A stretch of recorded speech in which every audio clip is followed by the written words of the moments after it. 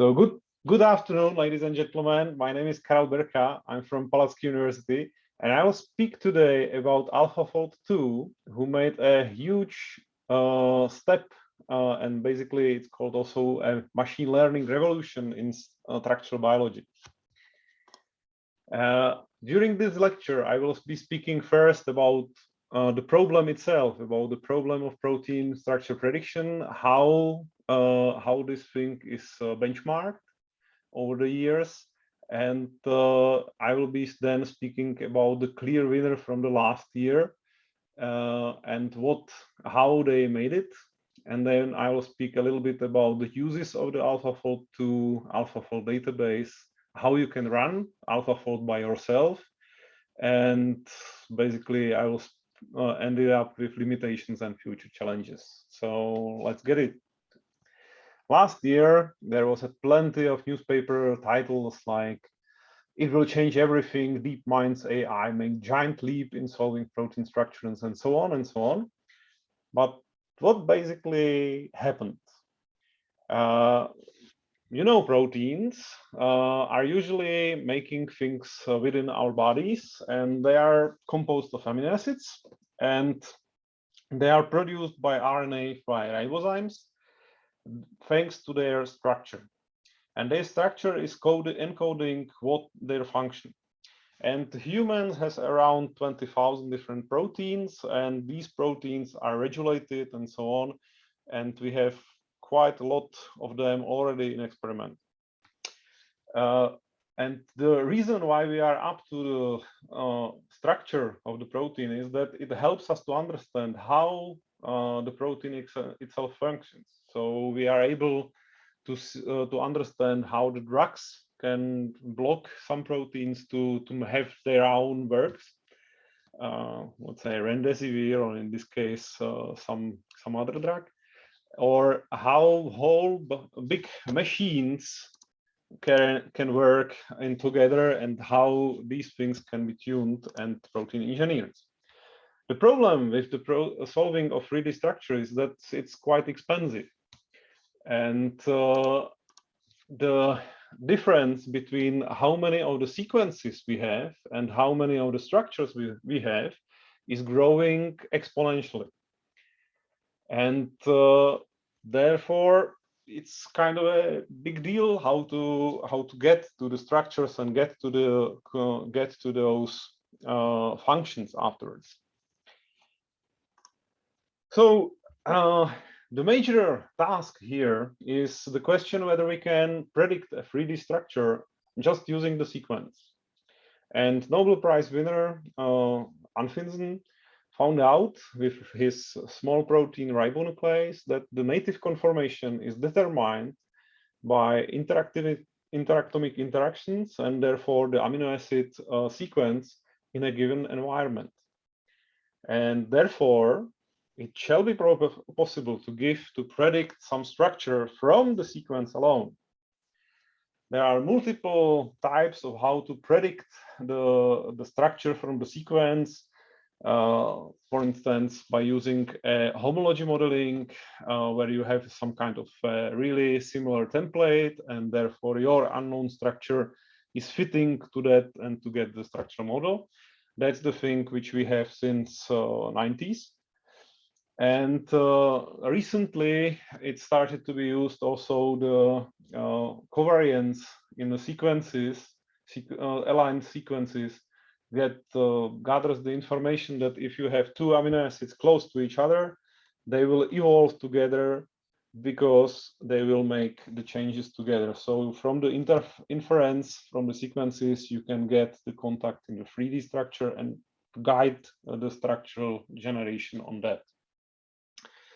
So the question is the structure prediction equal to the simulation of protein folding? And the answer is no, because we are trying to predict just the native structure, and whole folding process, we basically forgot about it, because there is a quite interesting paradox that even a small protein has enormous amount of available conformations that basically it wouldn't be possible to generate within the timeline of the universe, if that would be true, that the protein is trying all of the different conformations.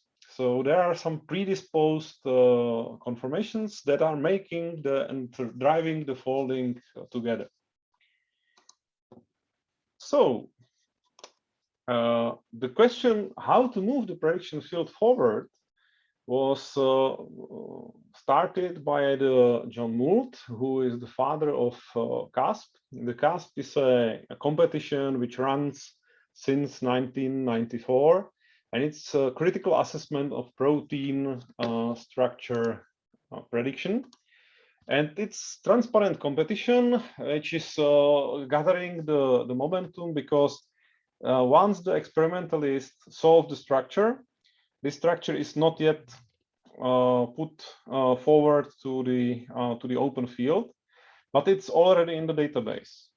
So there is a time window when only the sequence can be published and the modelers can try to blindly prepare the structure, and then the structure can be compared to the real one. So what we just need is to develop metrics for careful examination of predicted structure and to have this competition once a while to gather how the fields forwarded. So how this CASP worked?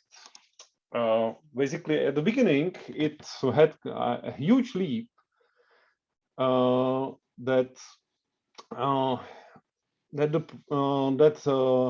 models started to be, but after a while, the models started to be really the same worse, and it seemed in 2016 that there is only a minimal movement in the field. Because if you look into these lines, these are the average lines for the individual models, which were ranked by the target difficulty. So if you had the protein which already has several structures in the database, then it's easy one. But if there is no similar protein in the database, then it's difficult one. And especially these difficult ones were really in the last, from 2000 to from almost the beginning till 2016, there was not much happening. But in 2018, there was the first version of AlphaFold. And the first version of AlphaFold clearly won. But, and that was a cry out from the many of scientists, their methodology was not open to people. While all the other groups basically are academics, and therefore they are providing the even open source code for their predictions.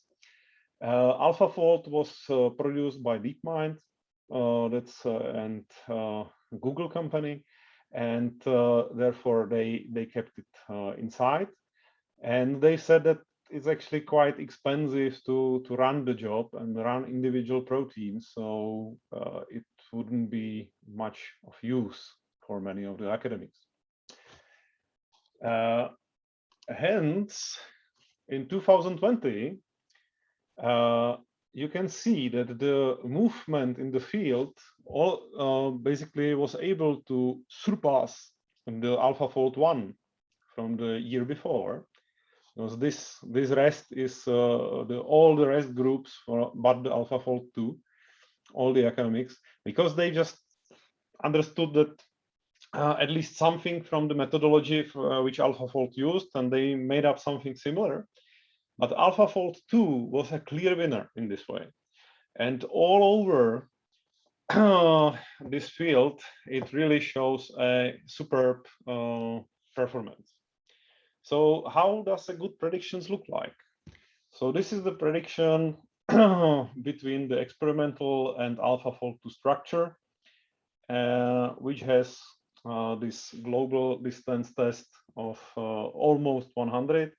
And you can see that even the small side chains on the sides are quite similar to each other. So the question is, what was the worst prediction?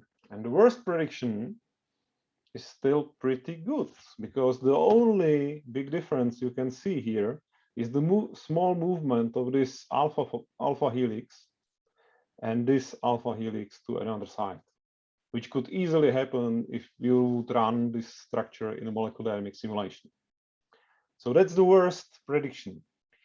And that's really a good note for everyone in the structural biology field, because now we can use the power of all of those sequences to generate the structures, and those structures can be really helping us to understand the functions much more quickly than just the sequences.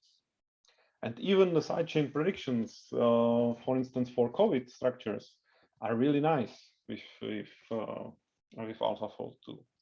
So how does the AlphaFold works? Basically, how it works is that you input a sequence, of course, and then you run a first genetic sequence match to generate the multiple sequence alignment. So that's the first part. The second part is that you look into the pairing of within the sequence, and you try to find out the structural base to generate the templates. And you took those two informations all together, and you put it into the EvoFormer module. And this EvoFormer module basically combines these two representations all together. So at the end, you get one single representation, and the pair representation describing what amino acids, how they should look like, and it generates the structure in the structure module. The final part is that once you get the structure prediction, the AlphaFold2 has a really good prediction for local confidence. And this predictor is the last point how they really were able to win. Because you will see later, this is really interesting point for the understanding, also for the flexibility of the protein and so on. So the multiple sequence alignment, they use standard tools like Jackhammer or HHBlitz, and they use the reference databases, UniRef19 and cluster UniClust30. And UniClust30 they use for sequence self-distillation. So that's a process where you basically, based on the sequence you are inputting, you are trying to find out the sequences which are not much there, and you are just putting them together by self-learning. And in order to have a lot of information, you also add metagenomics databases to cover classes that are really lowly covered in the UniRef90. So for that, they are taking the database, Big Fantastic database, which has 66 million protein families from 2.2 protein sequences, and also clustered Magnify, which contains more than 260K genomes. And from that, you gather the sequences for the multiple sequence. And it's actually, you need to have at least 30 sequences. And then the multiple sequence alignment is quite okay. And if you have more than 100, then AlphaFold is fine. So if you have that, that's not that much number, I would say. The training for the pairs takes the PDB database, and there you take the they took the identity clusters, 40% identity clusters. They crop them into a smaller pieces to 258, and individual batches they ran through the tensor processing unit, which is their specific type of the CPU that's used for machine learning. And they enhance the accuracy by so-called noisy student self-distillation.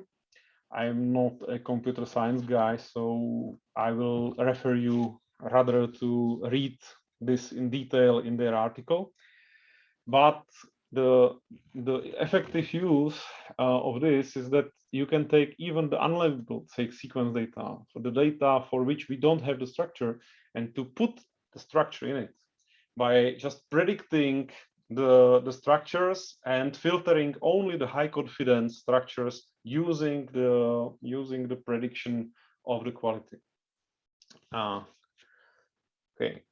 So the EO former, what it does, it basically mixes the information from multiple sequence alignment and information from the pairs representation. And it basically uses the pair to select the rows and columns in the multiple sequence, and then transfer this multiple sequence alignment to generate the product mean, and then to update by triangles. So it does not just use two amino acids there that are correlated together, but now it works with 3 amino acids that are quite clear together, and then it looks into how the individual amino acids are acting to 2 others, and then how those 2 are acting back, and how the amino acid is acting to others in the surrounding. And that updates all the multiple sequence representation and pair representation to be put into the structure model. And the structure model is also quite interesting because it takes the residues, the amino acids, as a gas, in the way that it is basically a free floating rigid body for each amino acid. And these amino acids are put into the space, and their distances are tuned by this pair and multiple sequence alignment information, so that you basically generate first where they are in the space, and only after you have this information prepared, then in the next step you basically put here the constraints, you connect them into the amino acid sequence, the structure of the backbone, and then you do the final optimal refinement with amber force field. But what the authors are putting there is that the amber force field actually did not help to increase the confidentiality, confidence of the model. It only helps with the other typical quality measures like the stereochemistry and putting up the side chain clashes and so on. But the whole structure is taken up to the backbone, and the backbone was good enough even without this refinement. So interesting part was what was wrong and what was having a problem. And it seems that the prediction is worse if there are some kind of heterotropic contacts, so large complexes where the 3D structure of individual protein is dictated by other chains in the complex, which you don't have included into multiple sequence alignment. So that's one way how these things starts to be think about to generate not only the structures of individual structures, but also how to distill the information about the possible contacts. Yeah. But interestingly, the homotropics, even with this really strange structure, which is definitely dictated by the other chains, if it's homotropic and you have the information about how these individual chains are evolved together to generate this trimer, you can get the quite nice high accuracy prediction. So the question is, what is the timing? Since the model is also quite quick in a way that you can use just 1 minute per model with 384 residues, it allows proteome scale studies. And we saw it at the metacentrum pipeline, where we tried to generate SARS-CoV-2 as protein spike, and it was about a day in metacentrum pipeline. So since it allows to do the proteomes, in collaboration with EBI, they've spent half a year to generate the AlphaFold protein structure database.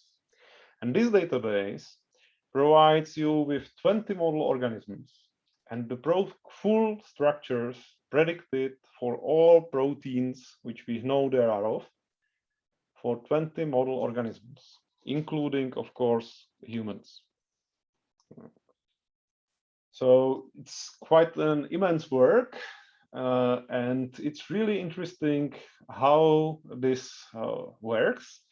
And then, if you look into the individual proteins, you can, of course, download the model, but you can get the information about the model confidence, and that's quite important because it will give you the information whether this part should be like it is, and also if there is a lower confidence, then you don't know how these individual parts are in contact to each other, which you can tell also by this type of the scored residues, aligned residues. So you basically can see that the previous structure has the model here that has the defined structure, because that's there is a highly low expected position error. There is another domain here, okay, that's also by itself. But since there is no correlation, no contact between these two, you don't know how these two individual domains will look to each other, which is interesting to know that you can predict where are the structures with the where are the protein structures containing structures and unstructured regions. So how good are the predictions for a human proteins? Actually, quite good. Almost half, well, slightly less than half of the human proteins is with high confidence. And if you are sufficient with the confidence about 70, it's even more. So it's really interesting times for structural biology, because now you can use the predicted model to generate a hypothesis about the function, and then use the information from the experiments which wouldn't normally provide you with the full structure to just refine the final structure made from the model. So what are the usages these days? One way is that there is a Google collaborator. There is an AlphaFold usable on Google Colab, where you can run it within a Jupyter notebook online on your own. Simple. The only problem with this Google Colab, from my experience, is that it can work only on the structures which are more than 20 amino acids long and less than 500. Yeah, because otherwise it takes forever and basically kicks you out from the structure. So if you have something else and you want to do batches of the structures and run multiple proteins and so on, there is also a AlphaFold possibility in ELIXIR or Metacentrum, where you can find the whereabouts on that Wikipedia wiki page on Metacentrum, how to run the AlphaFold and where to find it. So have fun with it. But the AlphaFold itself is just a start. I've collected the references for AlphaFold on beginning of this September. It was published basically in 2020, in December 2020. And you can see that there is already 111 research articles. Actually, we have the almost end of the September, and now there is 20 more. So it's, well, everyone is trying to do something with AlphaFold these days. But instead of AlphaFold, there is another possibilities, because even those academic groups, especially the Rosetta, shown that they've increased the accuracy as well. So you can use the Rosetta fold, for instance, as well. And you can use this maybe for the prediction of some kind of design proteins. And this type of thinking about prediction also helped us with the analysis with prediction of RNA structures and so on and so on. And I'll just show it. So it's possible to use AlphaFold to predict protein structures interactions. So not only the structure itself, but it starts to be possible if you put there both sequences, and there are some tricks like you can put the amino acids in a common letters, and then you add U's, long several letters of U as an unknown, and then you put another sequence. The AlphaFold is able to cope with that and starts to fold you into two domains, basically. So it starts to be possible to do that just as that. It's even possible to rapidly and quickly do the backbone protein design. And one specific prediction is quite interesting because we have much less amount of the RNA structures than we have for the proteins. But using the deep learning, it's possible to use the similar way to predict also the structures for the RNA structures from the much smaller data set. And it seems to be working quite nice. It also shown the ways how you can generate and use language models from deep learning to generate the sequences for the protein for which you don't have the multiple sequence alignment. So we are really going in, and then use this in AlphaFold to gather the structures. So it's really interesting way. And the one point of AlphaFold structures which I really like is the prediction of the flexibility, because it seems that the prediction of the confidence can be also quite nicely used as a prediction of the so-called interestingly disordered proteins. And here are some examples. And just of yesterday or day before yesterday, this information is now available in MobiDB, which is the database which is gathering the predictions of disorderedness in the structures. And it seems that the AlphaFold prediction is quite confident with the disorder consensus which is there for the structures.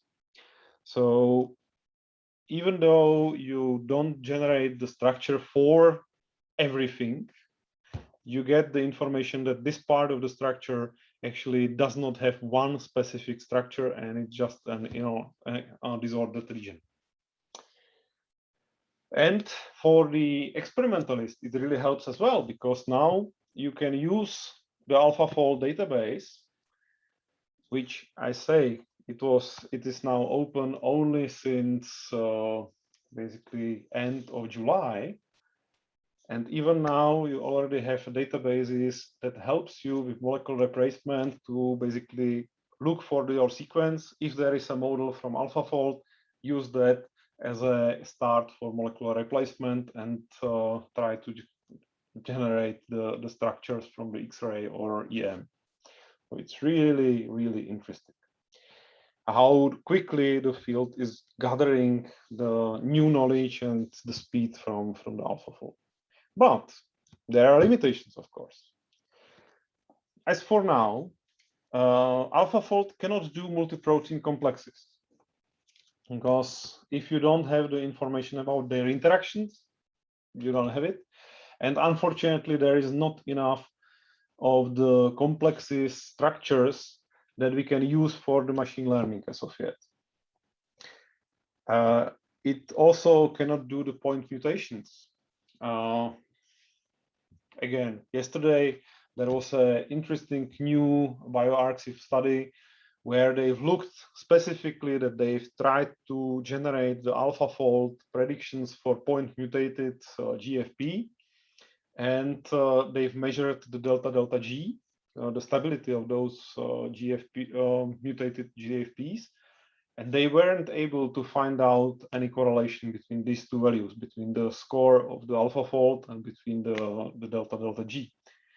So there is no simple explanation for that, but one way how to look at it is that the point mutations which we specifically put into the model are not natural and they were not evolved. So we cannot use the multiple sequence alignment covariance to generate what their effect would be if there wouldn't be something like that in the evolutionary past of that specific sequence.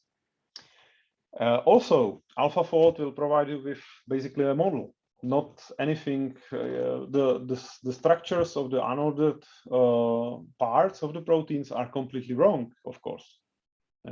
Only the parts which are highly confident, those you can almost trust. But it's quite interesting that basically on those structures, for instance, in the matter of the transporters, if you have dark blue color of high confidence, those are usually the points within the structures where nothing moves.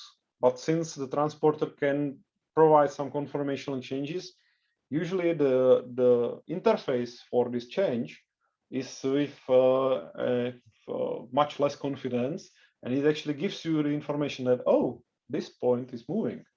So you get the pointer. You don't get the structure nor the simulations out of it. Also, proteins are not just amino acids. They are cofactors. They are cross-translation modifications. There is plenty of other things like that, and hence these can have a huge impact.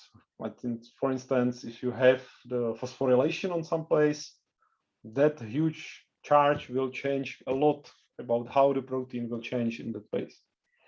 And unfortunately, the AlphaFold also is not telling us anything about the folding process as it is, because it just gives us the native structure at the end, the prediction of the native structure at the end. So, is the model good enough for drug design? Well, we don't know yet. There is certainly not a drug that would be that would say that we've run our screening against the AlphaFold models, and this is the drug which we are going to sell. Okay? We are far from that, but the RMSD of the AlphaFold models is quite good. So we'll see. It actually might be relatively okay for that. We just need to wait and see for some kind of benchmarking on it. So just to summarize this, AlphaFold made a huge leap in prediction accuracy during the last 4 years. And we should put not only how the team itself is working, but the role of open science, and that the data on which it was able to generate the model are actually publicly available for multiple, basically 50 years. PDB has 50 years this year. So, and that this transparent CASP competition was really a driver of the change, because this competition was running also from the last millennia. And the good thing is that it's now publicly available, can be run also here in Czech Republic. And it's just up to you what it will inspire you to. And these limits are not yet fully described, so we'll see there something as well. So now I should acknowledge my collaborator on this lecture, Marian Novotný, who wrote basically half of it from Charles University. And I would like to thank you for your kind attention. And if you have any questions, please do ask. Thank you very much for a nice lecture and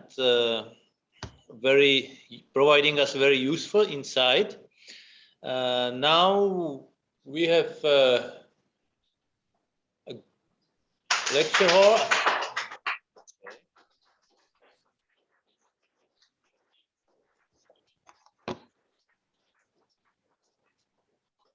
Lecture hall full of curious students and senior researchers.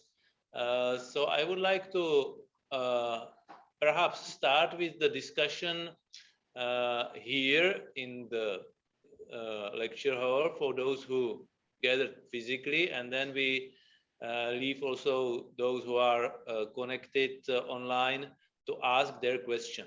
Now, I don't know how well you can hear us, so perhaps I ask somebody from the back rows to speak up. Kostas. I hear you, but I don't hear anyone else behind. So I suggest that whoever has a question would come here to the front of the room and ask directly at the microphone. So please feel free to come here and ask.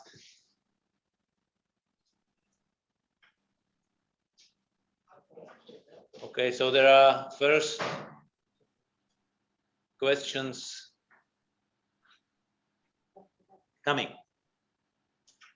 Hello, so I have a question about the extension of AlphaFold to RNAs. So my question is was it directly initiative of the authors of the AlphaFold, or if it's something that was built upon? And mostly my question is, how well does it perform? Is it already something useful and interesting for us? Well, it was published in Science, and it's from the other authors, because they just took the idea of the AlphaFold and just use it for the RNA field. And from what they've shown in the paper and in the benchmark, it seems to be working pretty well.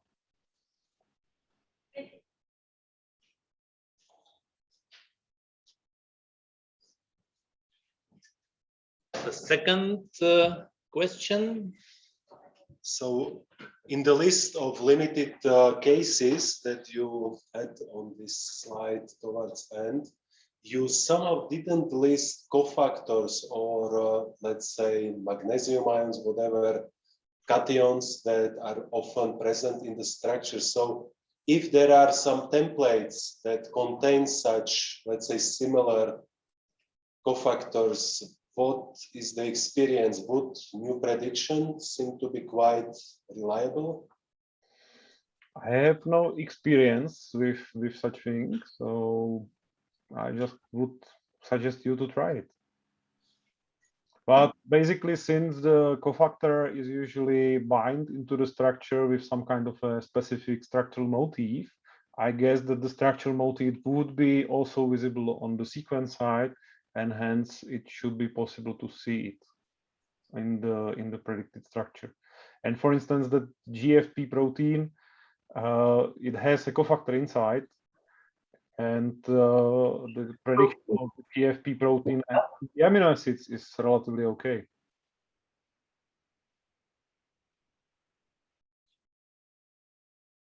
But as I said, you should try by yourself to see whether it works on your structures.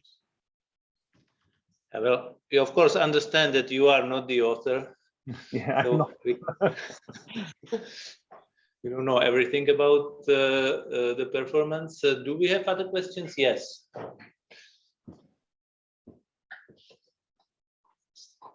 Okay, I don't know if all listed examples are general or if it's part of your research something. So how do you plan to use it, or how did you use it? I saw some benchmark on ELIXIR, and was it only some benchmarks, or are you planning to use it on some research or some project? Well, we are thinking about using it in projects which we have in the field of the transporters. So there is quite a limited number of the structures, experimental structure of the protein transporters, of which we are studying in collaboration with other groups, and having the new structures predictions really will help us to understand how these transporters work and maybe to find out what are their substrate as well. So that's the way how I will be trying to use it.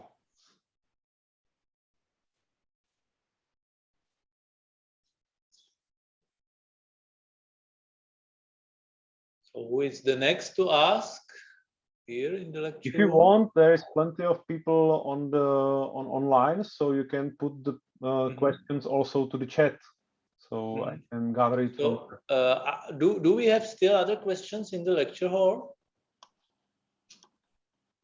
So perhaps not at the moment. So I would ask you to handle the questions in the chat. It's should be easier for you than for us with our equipment here.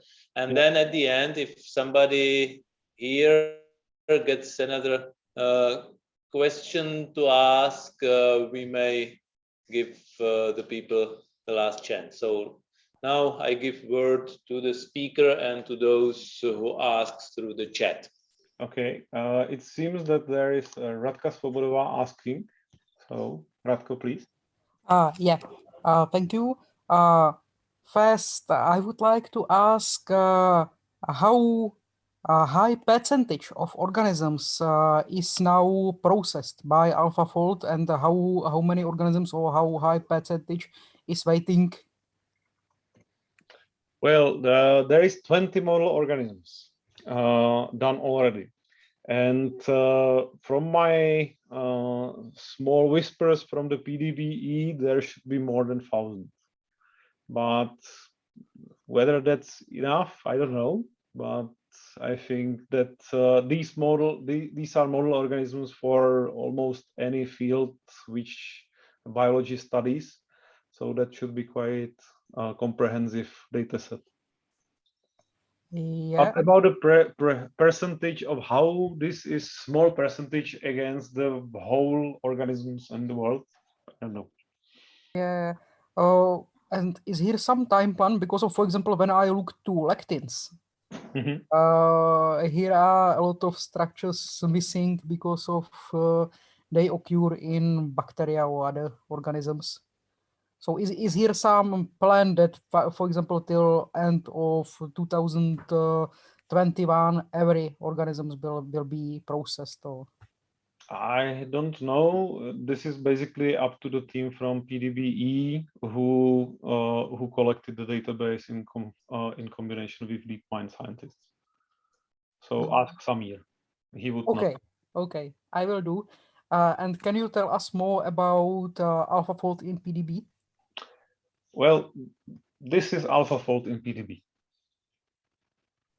Yeah, but for example, how many structures now is available, and well, how often it is updated? Well, if I compare the PDB itself with the AlphaFold DB, there is approximately 170,000 plus of the experimental structures, and here you can look that just for the soybean you have 1/3 of it. Almost 1/3 of it. So there is more structures than the current PDB actually has.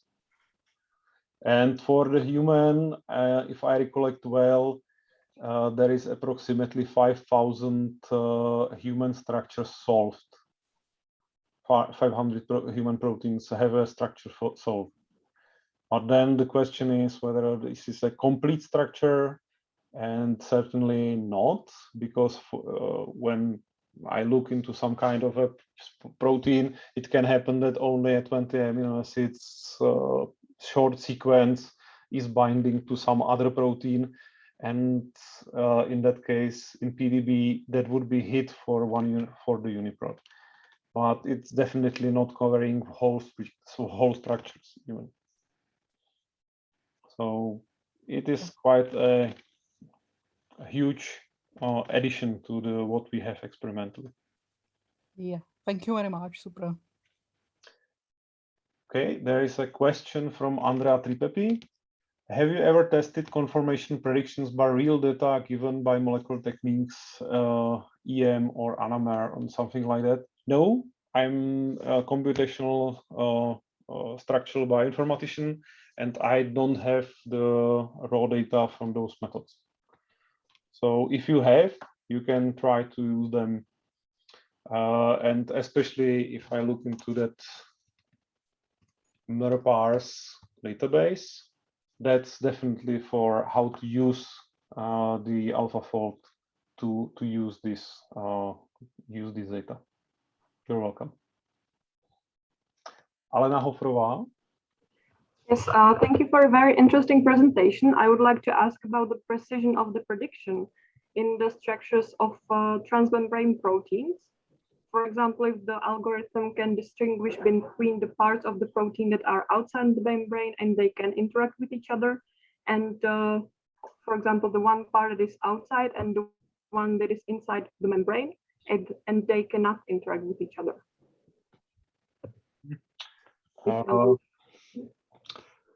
Basically, what it gives you is the structure of the protein.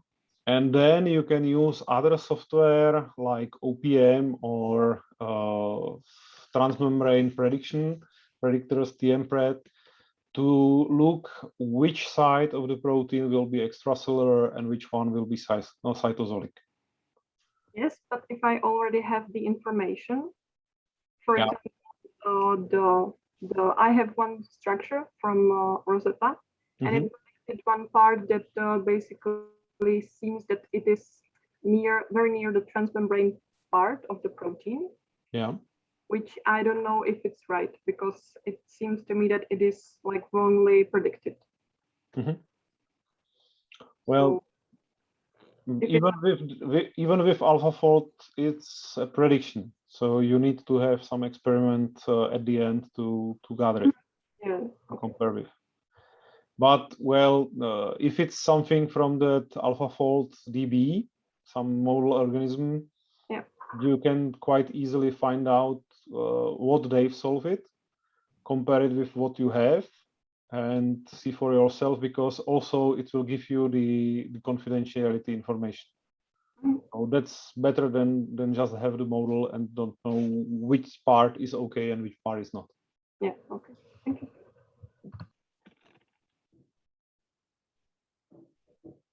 Okay, I see no other question in chat and no other raised hand. So I would point over. Is there any question in the lecture room before close the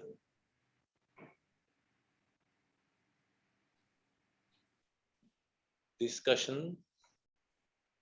Doesn't seem so. Yeah. On online neither. So yeah, I think that I should thank you again that you spent your time hearing me, and maybe some other time with some other interesting question. So thank you very much. It was very interesting, useful for us. And if you send me the link to the record, I will distribute it to our colleagues and students. Yes, I will send you. I will upload it onto the ELIXIR YouTube channel, and there you can find it together with all the other tools which ELIXIR-CZ is providing. Thank you very much. Okay. So thank you, and I'm closing the lecture room and everything. Goodbye, and have the rest of the night. Bye. Bye-bye. Bye.